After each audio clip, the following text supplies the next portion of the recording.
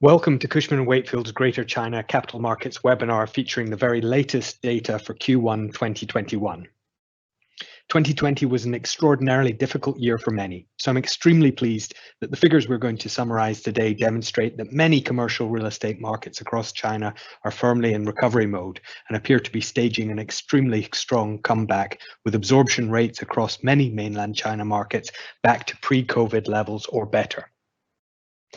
Hopefully you will all have seen our city-by-city Q1 market beat research publications on key commercial property markets across Greater China, which were released very quickly at the end of the quarter. Please drop Catherine Chen or I an email if you wish to subscribe for these, our twice-weekly investor and developer newsfeed, or any other Cushman & Wakefield publications.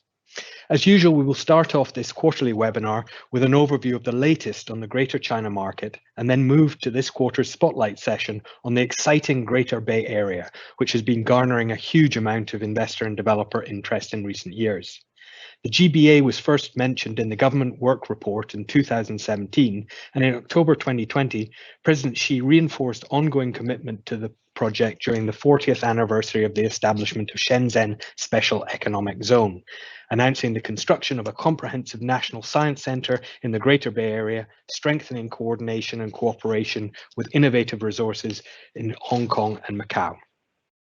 We've lined up some excellent speakers today. We'll kick off first hearing from Catherine Chen, Cushman & Wakefield's Head of Capital Markets Research for Greater China, and also our subject matter expert for capital markets research in Asia Pacific.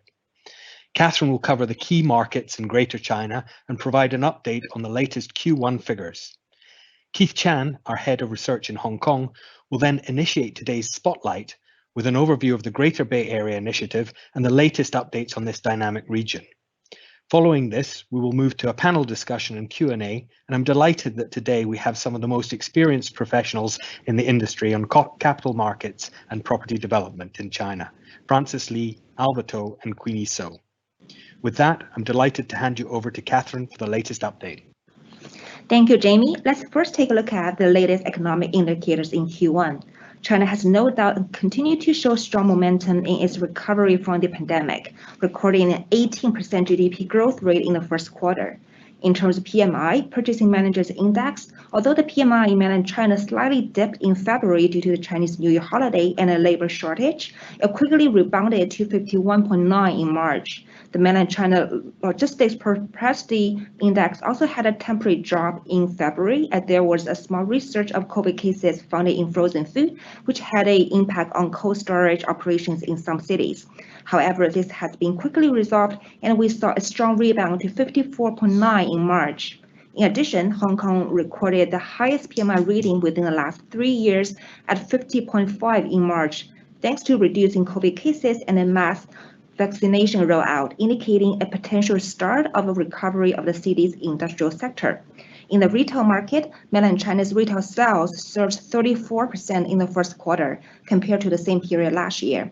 Sales grew in almost all product categories, with the strongest increases seen in jewelry, automobile, and furniture.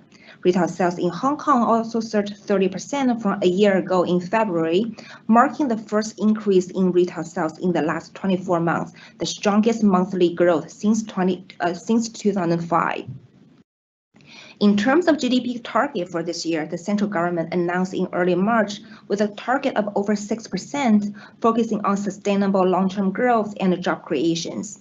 Looking ahead, monetary and fiscal policies are expected to remain at the current pace, and real estate financing will likely continue to tighten this year. Next, let's take a look at China's latest 14th five-year plan and implications on the real estate market. In comparison with last year, the emphasis this year is on strengthening the country's science and technology sector, expanding the domestic consumption demand through supply chain reform, further developing city clusters such as the Greater Bay Area, growing cross-border e-commerce, and supporting the development of long-term rental housing market. With these guidelines, we see investment opportunities in business parks, life science properties, data centers, and office towers, given China's target on further growing the science and technology sectors. Retail and industrial properties will also benefit from growing local consumption, as we already seen bullish growth in the country retail sales sector, as aforementioned, and a focus on dual And the focus on dual circulation and supply chain reform means that more products will be produced and manufactured locally, benefiting the industrial sector at the same time. In addition, the city clusters such as the GBA and Pearl River Delta in South China, Yangtze River Delta in East China, and Beijing-Tianjin-Hebei region in North China will continue to benefit from infrastructure development and further urbanization. Moreover, target of growing cross-border e-commerce will likely help further boosting demand for logistics and industrial sectors in China, especially in cities where the export trade is among the leading economic growth drivers. In turn, this will also likely drive e-commerce companies to set up or expand their regional headquarters in China, leading to increased demand for office space. Last but not the least, the government initiative to further regulate the housing market and to nurture the growth of long-term rental housing in China will likely lead to more opportunities in the country's long-term leasing apartment market. And in turn, with increasing purchasing power as a result of reducing housing costs, this shall benefit the commercial real estate market in general. We have recently published a report on how these policies would impact China's real estate market, and please feel free to contact us if you like a copy.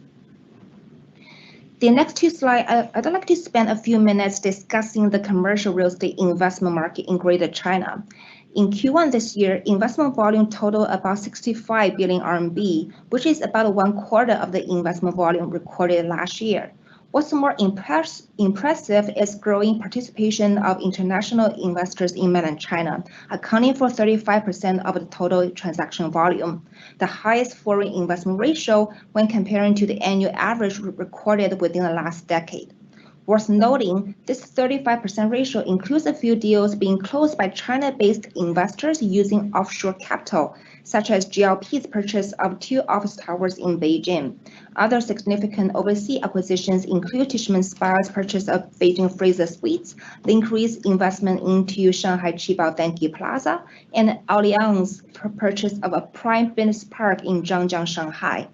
So far, we still see very strong investor preference towards Beijing and Shanghai. However, we do see increasing investor activity in deal seeking in the Greater Bay Area, especially in Shenzhen and Guangzhou, of which Keith will discuss in more details later.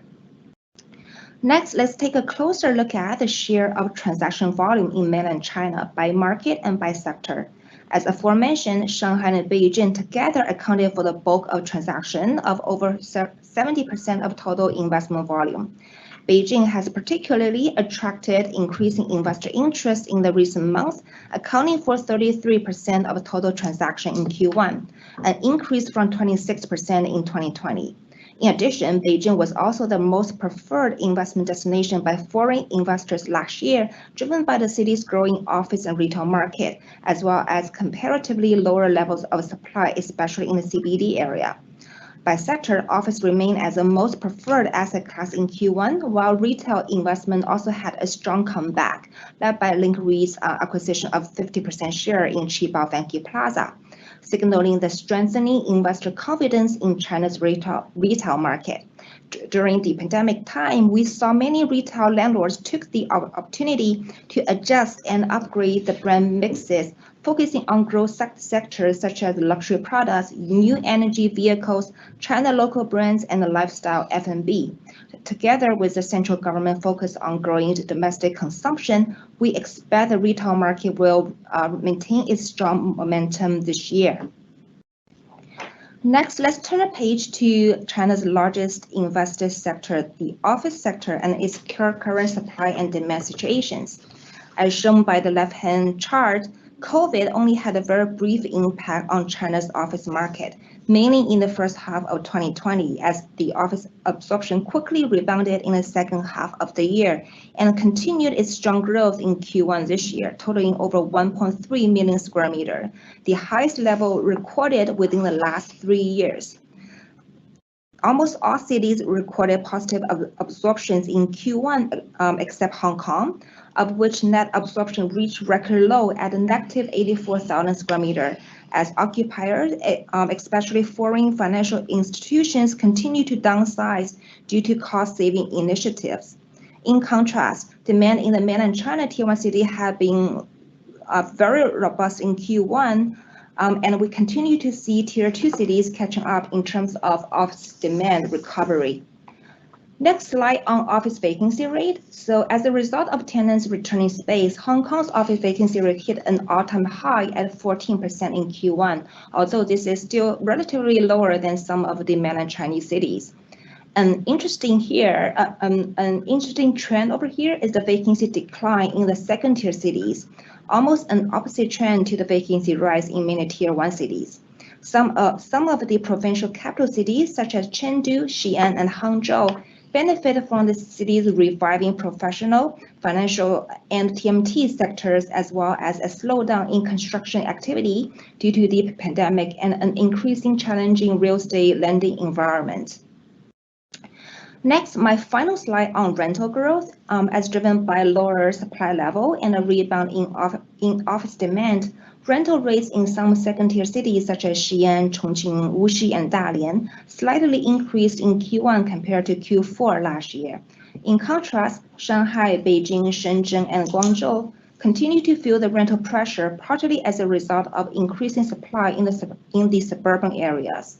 Nonetheless, the degree of a rental decline has been coming down in recent quarters, and we start to see rentals stabilize in most markets. As demonstrated by the left-hand chart, the quarter-on-quarter rental drop was mostly under or around 1%, comparing to a 5 to 10% drop over the last 12 months. Going forward, we expect rentals to remain largely stable, and markets with strong industry focus on sectors such as science, technology, and e-commerce will likely be the first to see rental recoveries given relatively modest level of future supply. If you're interested in hearing more details on any of the markets listed here, please feel free to contact myself or my colleagues for a more detailed market update. Next, I'd like to introduce Keith Chen, our new head of research of Hong Kong, who recently rejoined us from Gemini Investment and ITC Properties.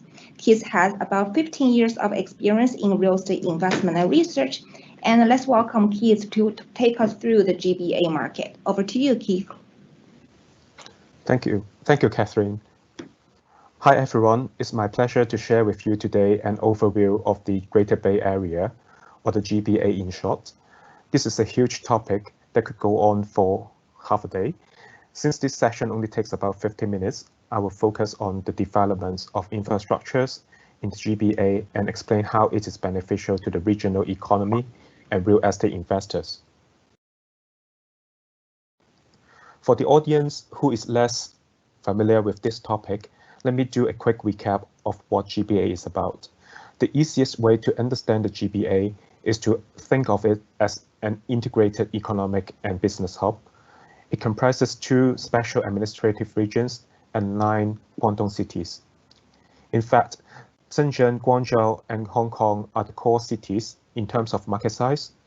It is the Chinese central government's initiative to leverage each city's individual strength to create an international innovation and tech center, as well as a modern industrial ecosystem with global influence. In 2020, the GBA accounted for 11% of the national GDP, with just 5% of the national population. From a global perspective, the GBA is currently the world's 13th largest economy if it were a country. 10 years from now, it is forecast that the GBA could even rise to the top 10, surpassing a few G8 countries. The GBA initiative was first being mentioned by the central government about 4 years ago. Today, we have already passed a number of key milestones. For example, in 2018, we saw the opening of the Hong Kong section of the National High-Speed Railway and the completion of the Hong Kong-Zhuhai-Macau Bridge. In 2019, the blueprint was released to illustrate how the GBA planning would be implemented. Ahead of us, we will witness the most exciting stage of the plan. With an ambition to open its door to overseas, the GBA will undergo a significant upgrade to the international airports. Those are located in core cities. The expansion projects are set to complete in the next 5 years. Upon completion, the aviation capacity will be greatly enhanced. The upgraded infrastructure will facilitate the flow of goods and services, human capital, and finance, both internally and externally. Before the pandemic, the 4 busiest airports within the GBA record a total of 210 million passengers a year. By the end of 2025, when the expansion projects are completed, these airports will be able to handle an additional 120 million passengers per year. Apart from airports, the construction of motorway, sea bridges, and express railway have also reduced commute time and traveling cost. For example, the completion of Hong Kong-Zhuhai-Macau Bridge, which is the world's longest sea bridge, have effectively saved more than 3 hours of road traffic between Hong Kong and Zhuhai. In order to consolidate the GBA cities into a globally competitive innovation, manufacturing, and financial hub, connectivity is the key to success. The new infrastructures not only bring people together, but also manage to circulate imports and exports in a timely manner. For illustration purpose, we are plotting these commute circles to help demonstrate how the improved infrastructures have brought us closer. In 2017, before these infrastructures being put into use, the 1-hour commute circle was this big. That means this was the longest distance we were able to travel within an hour. With 2 hours, we were able to travel a little further. The circle is bigger, but it would not be proportional to the previous circle because the shorter surface range, the trip could be a hectic one. It could be a combination of trains, ferries, buses, and even walking. So life is a lot easier now. With these new infrastructures, the 1-hour commute circle could be as big as what used to be for 2 hours.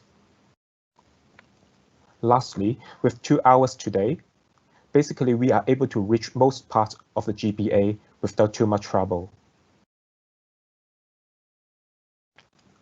To achieve the policy objectives, Hong Kong, Guangzhou, and Shenzhen have been assigned for different functions according to their respective strengths and advantages. Generally speaking, Hong Kong will be the international financial center and professional service center.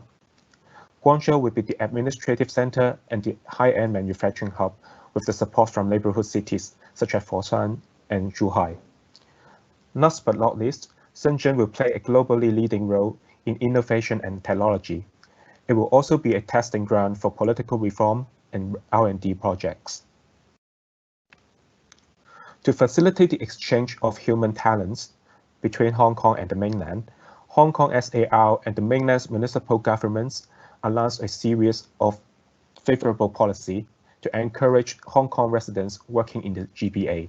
For example, in terms of home purchase, Hong Kong residents are treated as local residents when buying a home within the GBA. In terms of tax relief, non-mainland residents, including Hong Kong residents, who possess high-end or high-demand talent, are allowed to offset the tax differential between the mainland and their original jurisdictions. In terms of medical services and insurance, Hong Kong-based healthcare providers are allowed to be included in the mainland's insurance network, providing more quality options for people living and working within the GBA. Indeed, these measures have effectively blurred the difference between Hong Kong and the mainland to cultivate more intellectual exchange. As a result of a brighter economic outlook and generally more optimistic investment sentiment within the GBA, we noticed that there is a remarkable growth in transaction volume since the initiative was mentioned for the first time in 2017. This bar chart compares the transaction activities between Guangzhou, Shenzhen, Hong Kong, and other GBA cities. There are a number of interesting observations worth sharing. First, since the beginning of 2017, Cushman and Wakefield record about 565 billion RMB worth of commercial property transactions within the GBA. By the end of this year, we expect the number will exceed 617 billion.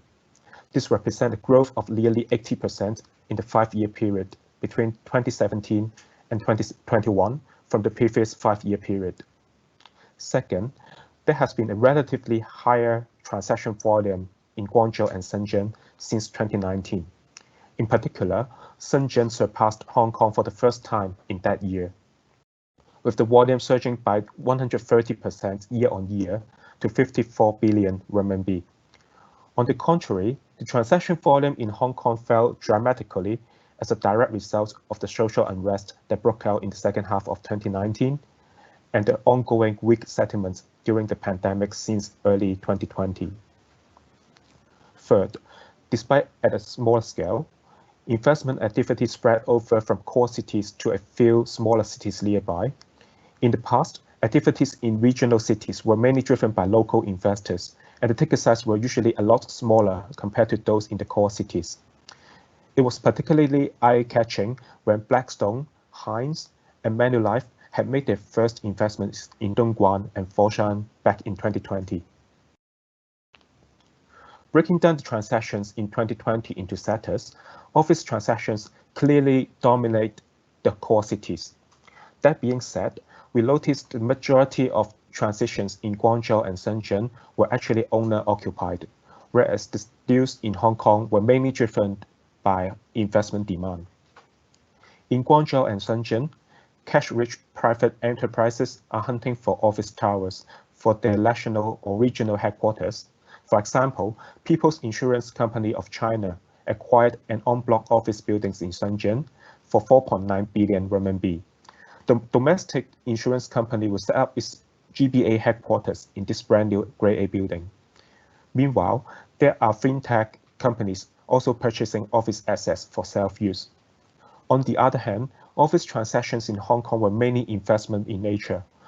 The most notable office transaction in 2020 was Gore Capital, paying 9.8 billion Hong Kong dollar for an en-bloc Grade A office building in Hong Kong East.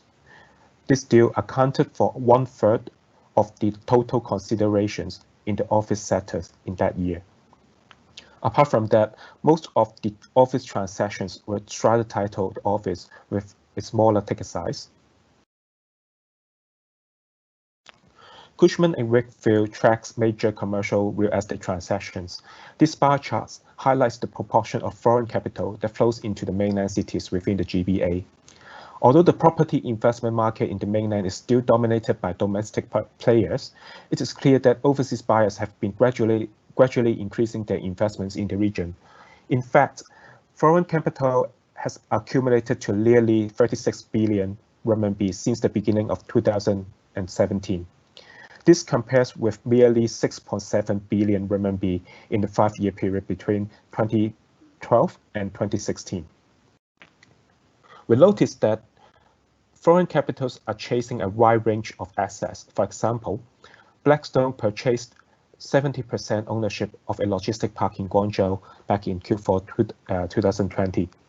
Keppel from Singapore acquired a data center in Huizhou in Q3.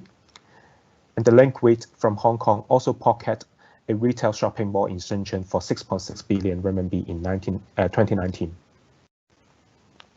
It is also noteworthy that industrial properties in the mainland have emerged as an investable asset class among institutional investors. The momentum is increasing, especially after the COVID outbreak. Strong demand for logistic parks, warehouses, automated distribution centers, and R&D space is driven by the booming e-commerce, emergence of advanced technologies, and the highly efficient transportation network. In 2020, industrial properties accounted for 28% of the total transaction volume. As mentioned earlier, Blackstone took 70% stake of a logistic park in Guangzhou. Hines also purchased a cold storage facility in Dongguan in Q4. In fact, foreign investors made up about 46% of the buyer composition from the beginning of 2020 to date. The remainder 54% were domestic players who are pursuing industrial properties for self-use or urban renewal opportunities. To summarize, judging from the remarkable growth in transaction volume since 2017, the GBA initiative has been well received by domestic and foreign real estate investors. The improved infrastructure has greatly reduced commute time and facilitated the movement of people, capital, goods, and services in the region. Capitals cast a strong vote of confidence in the GBA, especially in three major property sectors. Industrial property will be the center of focus for many property investors due to its wide range of uses, while investors are looking for prime logistic parks and also cold chain storage in regional cities such as Foshan and Dongguan. On the other hand, old industrial buildings in core cities such as Hong Kong and Shenzhen will be some good resources for urban renewal projects. On the other hand, office and retail assets are directly benefit from robust economic growth in the GBA. Expecting to become the top 10 economies in next 10 years, demand for prime office and R&D office space will likely be ongoing. In this regard, Hong Kong and Shenzhen present a great deal of opportunity as favorable policies continue to strengthen Hong Kong as a financial hub and Shenzhen as an innovation and creative center. Meanwhile, community malls would be well positioned to catch the opportunity from a rising middle class in the GBA. Although tradable stock is rather limited, investors are actively looking for shopping centers with value-add potential. And that's my sharing today. I'll pass on to Jamie for the next session. Over to you, Jamie. Thanks, Keith. We appreciate that comprehensive introduction to the Greater Bay Area. So fantastic to have Francis, Alva, and Queenie with us here today. Francis, as you know, is the International Director, Head of Capital Markets, Greater China, and has over 36 years experience in the region. Alva To has over 30 years of professional experience and oversees the activities of 280 consulting professionals across China. And Queenie So is Executive Director of Capital Markets in China and an expert on the GBA and responsible for our capital markets client engagement for the region. So to kick off today's panel session, I'd like to start with a question to Alva. Hong Kong is still locked down, whereas in mainland China, Guangdong province has been relatively unrestricted for some time. What's the latest news from the GBA outside Hong Kong, and have the border restrictions impacted Hong Kong's integration with the rest of the GBA, in short, medium or long term? Okay, thanks, James. Thanks for your question. Firstly, I have to share with all of you that how Hong Kong has been severely affecting in after the lockdown period. I think the first sector being suffered the retail sector and the tourism sector. I give you some figures for reference. During the peak month in December of 2018. The number of tourist arrival from China was about 200,000 per day. But nowadays, it's just about 200 tourist arrival every day, dropped by more than 99.5%. So we are really suffering. But we have been seeing a lot of new measures that I think that will stimulate Hong Kong's economy. The first policy is about return to Hong Kong, which allow or relax the restrictions from Hong Kong people coming back from China, not required to have that compulsory quarantine. That started from last year. Another good news is that Hong Kong government just announced that in mid of May, there will be another policy whereby mainlanders or those in mainland would no longer to be required to undergo the compulsory quarantine upon arrival, of course, subject to a negative COVID test. So I think that will all these are very positive news, and will have very good stimulation to Hong Kong's economy. So in the short term, we believe that these measures will stimulate the retail and tourism market, and we'll see a very strong demand in the retail sales volume. Alongside with that relaxation, I believe there will be lots of mainland investors and tycoon coming back from China. So from medium to long term, I believe that investors and also luxury home purchasers will come back to Hong Kong very soon after the implementation of these policies. Thanks, Alva. And before we get into questions on hard infrastructure such as transportation development, what are your thoughts on soft infrastructure such as talent attraction and general business environment of the GBA? In particular, how does the business environment differ between Hong Kong and mainland China, and does this create any opportunities for our clients?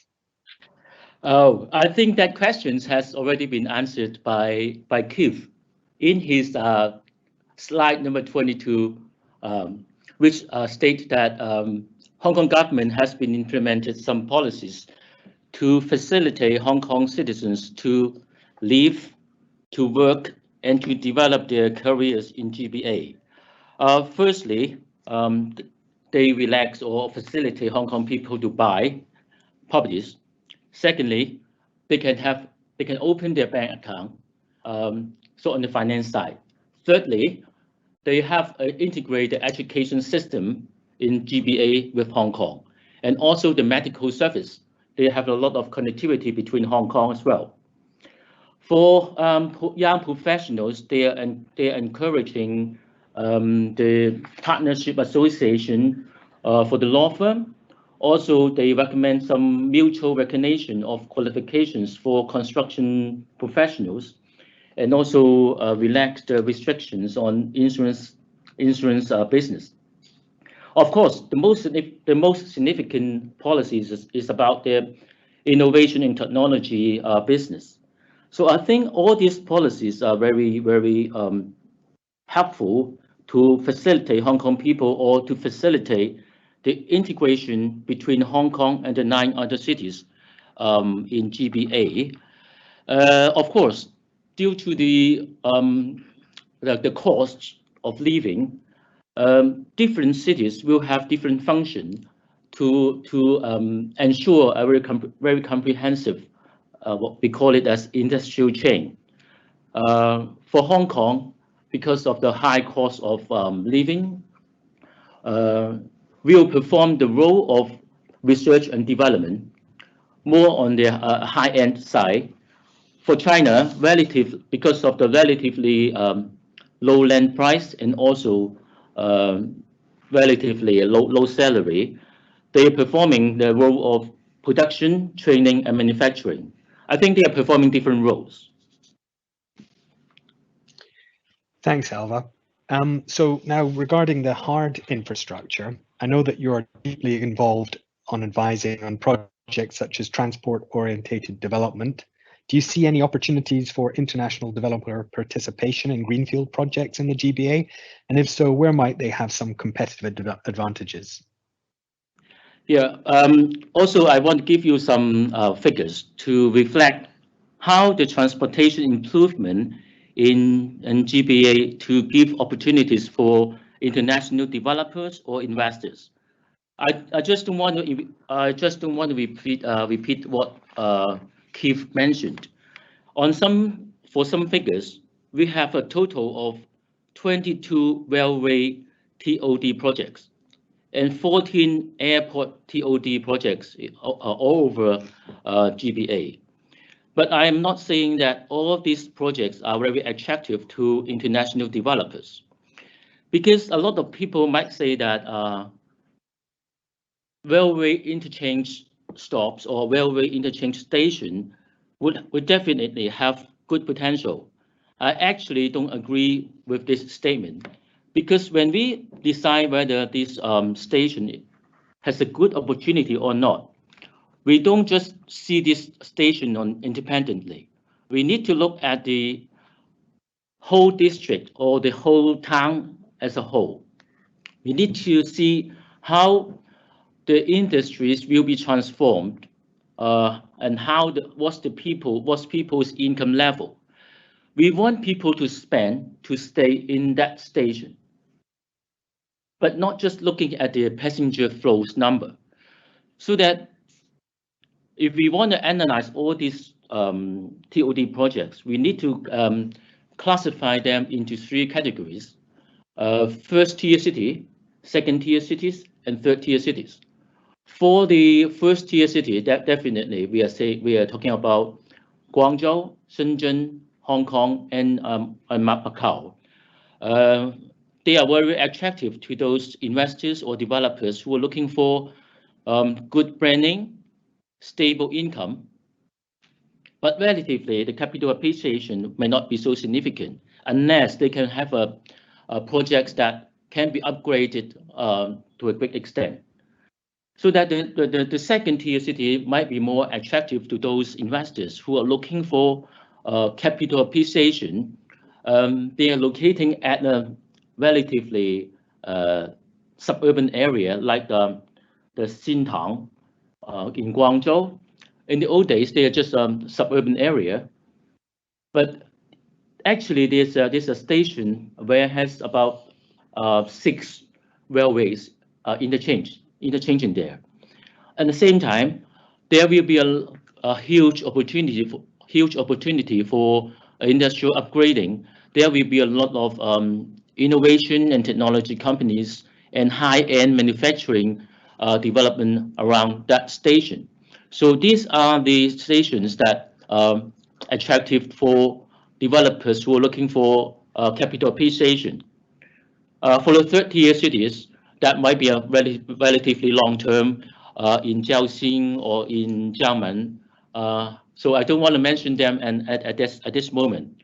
I believe all the experience of these international developers will have their contribution in all these different tiers of cities. Thank you very much, Alva. I appreciate that. And moving on to some questions from a capital markets perspective and for Francis. Commercial real estate and investment volumes in GBA were generally trending down in 2020 and haven't seen a strong rebound so far this year.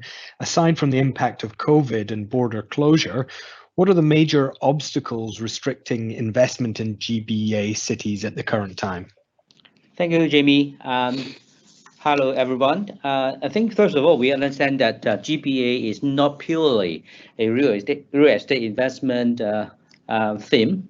It's more for central government to pull together 2 special economic zone, administrative zone, together with 9 cities in Guangdong to work together with a population of something like 70 million people, accounting for more than 10% of the GDP of China.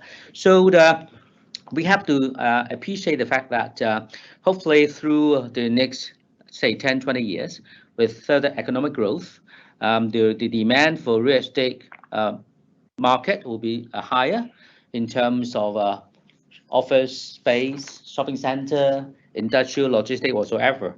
So for investor, I think they have to understand the whole entire GBA rather than just Hong Kong, which is quite well known to most of the investors, plus maybe say Shenzhen and Guangzhou. But I don't think most of especially our foreign investor, would know places like Alva mentioned earlier, Shaoxing, Zhongshan, Jiangmen. I think even the name they probably don't heard of it before. So we have to go there and see the real thing to happen in the last, say, few years, plus the new development, especially in terms of both the hard and the soft infrastructure coming through, so that we can take out more opportunities in the region. For example, like Keith mentioned earlier, we have already seen investors like Blackstone, Hines, Capeland, they all start putting their money down in Dongguan, in Huizhou, in Guangzhou. So I think those are early birds. So I would definitely encourage our investors to go to visit the region. Hopefully later on, Queenie will share with you what sort of idea, what sort of available stocks will be there for you guys to take a look. Back to you, Jimmy. Thanks, Francis. And actually that takes us on very nicely onto the next question. So for Queenie, so if we apply that to the city level interest outside the core areas that Francis mentioned, the Hong Kong, Shenzhen, Guangzhou, which GBA markets are attracting the most investor attention right now? What are your recommendations for investors seeking to deploy capital in this region? And can you give us some tips on really what's hot and what's not right now in the GBA? Yes, sure, Jamie. That's the question that we've been asked a lot by our investors. Actually, each city in the Greater Bay Area has its own unique advantages. In addition to Guangzhou, Shenzhen, and Hong Kong, we do see that many second and third tier cities in the Greater Bay Area have great potentials. For example, like Foshan is the third largest city in Guangdong, and the spending power of local residents is equal to that of Guangzhou and Shenzhen. The growing catering and retail markets have begun to attract investors' attention. Last year, we actually facilitated a transaction of a shopping mall in Foshan called Vivo City. The buyer, which is a very experienced China retail operator, China Overseas, has been cultivating the Foshan market for many, many years. They strongly believe Foshan's retail environment is well established and the market for local spending power will further rise. Therefore, we believe that Foshan's retail market has great potential and investors can continue to pay attention. For Dongguan and Huizhou, these two cities are very close to Shenzhen and Hong Kong. Many technology and financial companies have strong demand for data centers. While Guangzhou and Shenzhen's policy for data center have become increasingly strict, investors start to look into the opportunities in Huizhou. For example, like we just mentioned, Capital DC REITs purchased a Huizhou data center project from Country Garden last year, which also shows that foreign investors has the need for data center has begun to attract attention. In addition, we see that the GBA is a hotspot for logistic players. The population growth, policy support, and connectivity of the GBA create a compelling story for both general or specialized logistic players. The US real estate developer Hans partnered with Metropolitan. They acquired a cold storage project in Dongguan. It can also be seen that the logistic projects in GBA are highly sought after. Finally, we see that Zhuhai, which is another bright spot in the GBA, the Hengqin Free Trade Zone is regarded as the next Shenzhen Qianhai and backed by very strong policy support. In addition, Zhuhai is a traditional tourist destination in the Bay Area and is adjacent and supported by Macau.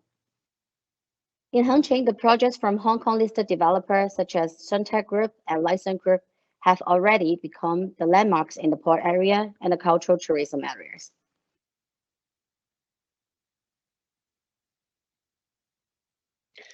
Thank you very much, Queenie. So one more question for you on policies. There's been quite a raft of policies over recent years relating to the GBA. What specific policies do you feel will have the most significant impact on your clients' activities in the GBA area? Well, in short, we've seen that since the release of the outline development plan for the Greater Bay Area in February 2019, we do see various national ministries and commissions have clearly titled their policy towards the Greater Bay Area. There are more than 40 national policies related to the region, and such policies have had a positive effect on the Greater Bay Area. For example, like 2 years ago, the Ministry of Finance and the State Administration of Taxation issued the Notice on Preferential Individual Income Tax Policy in the GBA. The negative taxation balances are subsidized, and if the tax and fees are paid more than 15%, the government will subsidize the talent. Well, this is actually a very good policy that has greatly promoted the return of overseas talent and talents from Hong Kong and Macau, and also promoted the further integration of the Greater Bay Area. We can see that many Hong Kong investors are considering setting up new headquarters and dispatching their talents to the Greater Bay Area. And other overseas talents are also moving to the GBA for employment and living opportunities. Under this trend, we will see that the commercial and office market in Guangzhou and Shenzhen are now welcoming another wave of Hong Kong, Macau, and overseas companies coming in to look into the investment opportunities. Thanks, Queenie. So moving to Francis, nowadays we see many foreign investors opting for Shanghai and Beijing as their first mainland China destination for capital deployment. Do you think more investors will turn their attention to the cities within the GBA? For foreign investors active in China, what sort of capital weighting to the GBA might we be seeing in the future?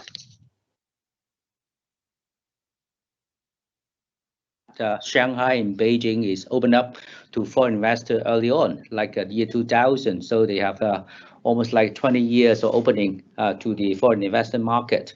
So there's a lot of investable stocks, and also the market is much bigger in terms of size than GBA in any of, say, Shenzhen and Guangzhou, which just briefly catch up in the last, say, 10, 15 years, especially in the case of Shenzhen.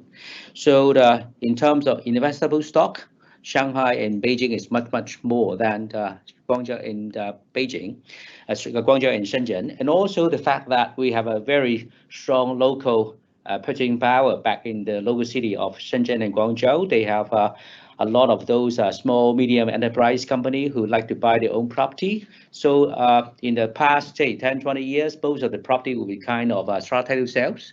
We seldom to find on block investment building with rental incomes. So that again would show you that it's not easy to find investable stock in both Shenzhen and Guangzhou. So looking ahead, with the market is more mature in both cities, so I think investors should put down at least anything like 20 to say 25% of their investment in of the total investment in China into city in the GBA, especially say Guangzhou and Shenzhen. That's my own estimation. Back to you, Jimmy. Thanks, Francis. And question also for you on Hong Kong. So there's been some significant corrections on rental pricing and asset pricing in Hong Kong. We've seen many overseas investors demonstrating extreme caution. Do you feel Hong Kong market is now on the road to recovery? Are there any attractive buying opportunities starting to emerge, and where would these be? In Q1 of this year, we definitely see foreign investors coming back to the Hong Kong investment market, especially they are looking into the industrial sector. We have already seen they buying up some logistic properties, some industrial building with rental income with existing tenancy. So those are easy for them because one, the lump sum is not huge, anything like maybe around 500 million Hong Kong to no more than a billion Hong Kong. And also in terms of unit price, it's quite relatively reasonable in the unit rate, like maybe anything below 5,000 Hong Kong a foot. And also in terms of yield, they can easily find maybe 3.5 to about 4% return on those industrial properties. So with hopefully with more investors' appetite coming back to Hong Kong, so we can see more other types of asset class like retail and also the office building, which is the major market asset class. So to come back to the radar screen. So we are definitely trying to assist them to look into seriously into this market sector in Hong Kong. Thank you very much, Francis. And looking at other cities, I mean, Queenie, for Shenzhen, one of the comments we often hear from investors are they're concerned about supply. Will the emphasis on development of the GBA attract more business interest and business that might absorb the huge office supply we're currently seeing in Shenzhen? Yes, sure. Well, actually, the momentum for Shenzhen's continued growth in the future comes from three main areas from our perspective. First of all, the continuous influx of new young people with an average annual increase of 400 to 500,000 people. And secondly, the current R&D investment contributed to 4.93% of the region's GDP, and it will continue to reach to 5% during the 14th five-year plan period. So the goal is to be a technological and industrial innovation highland with global influence. And thirdly, there's clearly a dual zone bonus effect. The central government offers full support to further development of the GBA during the 14th five-year plan. So Shenzhen will build a pilot demonstration zone, deepen the high-level mutually beneficial cooperation between Guangzhou, Hong Kong, and Macau, and also become the main engine for the growth of the Greater Bay Area. So in terms of the industry, we can see that the fields of integrated circuits, the artificial intelligence, biomedicine, synthetic biology, key material, software, and the implementation of key equipment and key component technology research plans will also be concentrated. So these areas are the areas where Shenzhen is at the leading position of the country. It is also an area that in urgent need of breakthroughs at the national level, which also ensures that Shenzhen will continue to be the focus of China's R&D development in the future. And that's our house view. Great, thank you very much, Queenie. I think we have time for one more question now. So, Queenie, I'll stick with you. So, regarding Guangzhou, obviously we've heard repeatedly that it can be really challenging to find quality opportunities in the Guangzhou market. You're obviously more familiar this market than anyone. So what sectors or locations in Guangzhou would be most attractive to investors, and where might they potentially see deals getting done in the Guangzhou market? Yes, in Guangzhou, actually, investors favor high quality assets in downtown, or what we say the core area. However, due to the market trading habits, most of the properties in the core areas have strata ownerships, or the assets available for en bloc transaction are very limited. Therefore, seeking high quality investment properties in Guangzhou, it's still very challenging. Among all kinds of assets, office buildings and retail properties are still two most popular asset class for investor. After COVID-19, the retail market in Guangzhou has been booming. Investors' confidence in the market has recovered rapidly, and the demand for office and retail properties have increased significantly. The vacancy rate of Grade A office buildings in Guangzhou is only 9.3%. In the first quarter of 2021, thanks to the strong demand of TMT, financial and professional services, the net assumption reached 195,000 square meters, which is also the highest in the past few years, and more than twice the absorption of the whole year last year. So investors can really pay attention to the office properties located in the core areas such as Zhujiang New Town or Pazhou. On the other hand, in terms of retail assets, Guangzhou's local consumption power is very strong, just like Foshan, and large-scale retail transactions has been really active. In recent years, large-scale transactions have been carried out by a lot of foreign players, such as the Metropolitan Plaza bought by the Lane REIT and Ross Square bought by Capital Land. Investors can also pay attention to the properties in downtown areas, such as Riaxiu District, with the angle and the potential for repositioning or value add. Surrounding areas such as business parks and logistic projects in Lingang Economic Zone also attract a lot of attention from investors. So this will become a new trend for Guangzhou's investment market. Back to you, Jamie. Thank you very much indeed, Queenie. In fact, I've just been reliably informed we have time for one more question. There's a couple of questions that have come in actually for Alva, if we still have you there, Alva.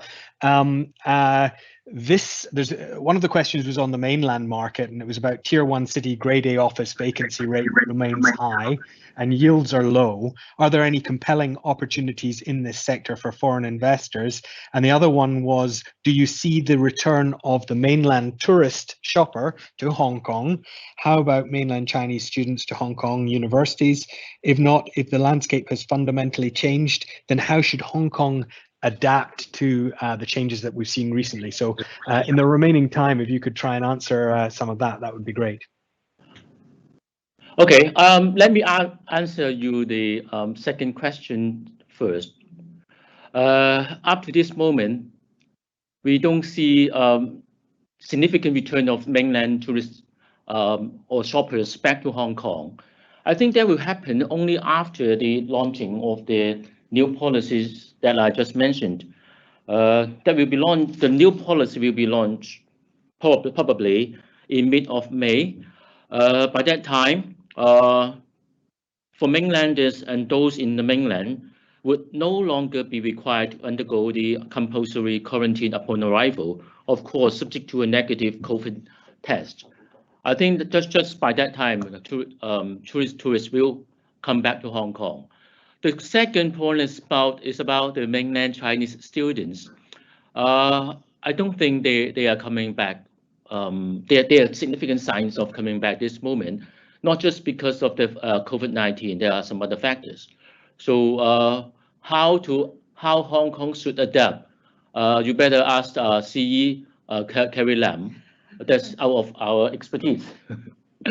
So and the other question is about Tier 1 Grade A office vacancy remains high, use low. At this moment, I think for multinational companies, they are still quite conservative about entering Hong Kong. At the same time, we see quite a number of Chinese investors or Chinese corporations.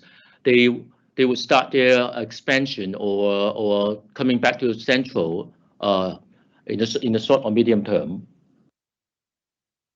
Francis, maybe Richard, I think I can say a few more words on your question on the office supply and the vacancy. I think we have seen a very encouraging sign in Q1. Cities like Shanghai, I think the take-up rate is very, very high. Of course, most of them are not sort of foreign enterprise, but basically is a local enterprise in Shanghai and also in Guangzhou and Shenzhen. I think those are very encouraging demand there. So on the one hand, of course, we did see a lot of new office supply coming up, but we also see there's a healthy, very historic kind of demand coming up in local companies from China itself. And as Alpha just mentioned earlier, Hong Kong, I think the Hong Kong situation is a bit different. Vacancy are high, new supply are high, so that's why even in first quarter of this year, we don't see much office investment transaction been done, although we did see a kind of strata floors been transacted at price maybe say 20 to 25% lower than the historical high being achieved back in 2018, 2019. Those are historical high. So we have to wait to see the Hong Kong demand to come back and also the rental adjustment to finish before investor really coming back to the market to invest on the kind of especially those are unblocked office buildings. So I don't know whether that will give you some hints on the situation in the office vacancy in Hong Kong and also the T1 city in China. Thank you very much indeed, Francis and Alva, for answering that last minute question there. And that's all we have time for now. So with that, don't forget to dial into our next webinar, which features the Q1 update for Asia Pacific with a spotlight on Australia on the 18th of May, an invite to follow. So many thanks to our speakers today, Catherine Chen, Keith Chan, Francis Lee, Alva To, and Queenie So. A replay will be sent in the next few days. Do drop us a line in the meantime if any assistance required. Your Cushman and Wakefield research contacts can be seen on the screen now. Thank you for joining us. Goodbye.